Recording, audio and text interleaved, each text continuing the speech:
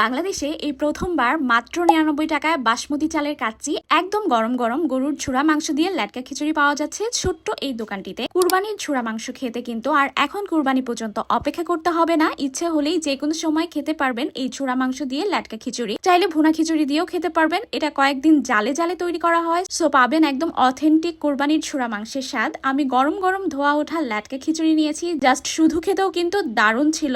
Look at the colour, দেখেই বোঝা যাচ্ছে কতটা লোভনীয় ছিল এটা। আর টেস্ট আরো বাড়াতে নিয়েছিলাম হচ্ছে গরুর ঝুরা মাংস আর ল্যাটকা খিচুড়ির সাথে ঝুরা মাংসটা। পুরান ঢাকার মধ্যে একদম সেরা ফুড কম্বিনেশন আমি বলবো।